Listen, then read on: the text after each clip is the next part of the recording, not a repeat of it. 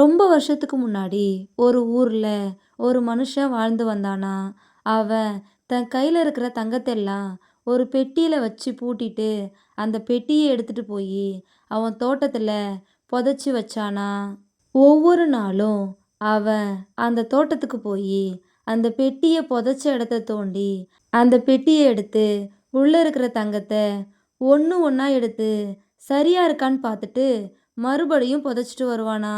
ஒரு நாள் ஒரு திருடன் இவன் எதை இப்படி மறைச்சு வைக்கிறான்னு ஒளிஞ்சு நின்று பார்த்துட்டு அன்னைக்கு ராத்திரியே அந்த தோட்டத்துக்கு வந்து குழிய தோண்டி அந்த தங்கத்தெல்லாம் எடுத்துட்டு போயிட்டானா.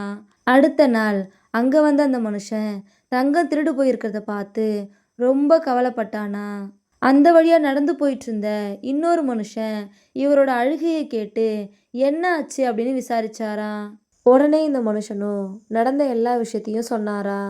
எல்லாத்தையும் கேட்ட வழிப்போக்கன் ஒரு கல்லை எடுத்து அந்த குழிக்குள்ள போட்டுட்டு, அந்த தங்கத்தை வச்சு நீ எதையும் வாங்க மாட்ட அப்படின்னா இந்த கல்லையே நீ தங்கமா நினச்சிக்கோ.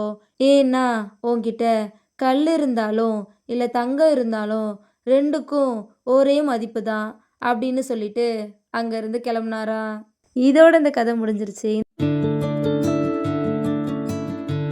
ஒரு சின்ன முள்ளம்பன்றி அது காட்டில் பார்க்குற எல்லா விலங்குகளையும் பார்த்து பயந்து ஓடி போய் ஒளிஞ்சுக்குமா. இதை பார்த்து அதோட தாய் முள்ளம்பன்றி, நீ எதுக்காக மற்ற விலங்குகளை பார்த்து பயந்து ஓடி வந்துடுற அப்படின்னு கேட்டுச்சான். அதுக்கு அந்த குட்டி முள்ளம்பன்றி, நான் வெளியே போனால் இந்த சிங்கம் புலியெல்லாம் மற்ற விலங்குகளை சாப்பிட்ற மாதிரி என்னையும் சாப்பிட்டுடும், எனக்கு ரொம்ப பயமாக இருக்குமா, அதனால தான் ஓடி வந்துடுறேன் அப்படின்னு சொல்லிச்சான்.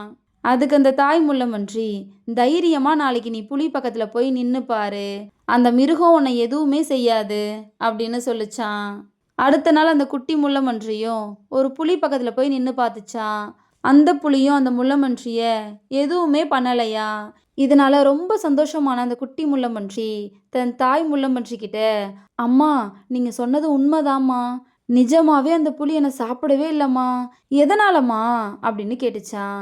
அதுக்கு அந்த தாய் முள்ளம்பன்றி, இது எல்லாத்துக்குமே நம்ம உடம்புல இருக்க முள் தான் காரணம், நம்மளை நோக்கி எவ்வளோ பெரிய ஆபத்து வந்தாலும் அதுக்கிட்ட இருந்து காப்பாத்துறது நம்ம உடம்புல இருக்கிற முள் தான் அப்படின்னு சொல்லிச்சான். எப்படி அந்த முள்ளம்பன்றிக்கு அதோட முள் பாதுகாப்பா இருக்கோ அதே மாதிரி தான் நம்மளோட படிப்பும். வாழ்க்கையில எவ்வளோ பெரிய கஷ்டம் வந்தாலும் எவ்வளோ பெரிய பிரச்சனைகள் வந்தாலும் அதுக்கிட்ட இருந்து நம்மளை பாதுகாக்க போகிறது நம்மளோட படிப்பு மட்டும்தாங்கிறத நம்ம எப்பவும் மறக்கக்கூடாது. அதை தான் இந்த கதை நமக்கு சொல்லுது.